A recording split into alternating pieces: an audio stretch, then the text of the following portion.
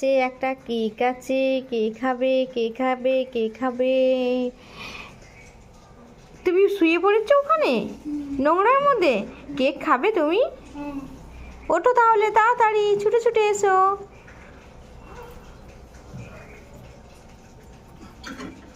কি হলো, ওইদিকে চলে গেলে? খাবে না নাকি? তাহলে আমিই খেয়ে নেবো।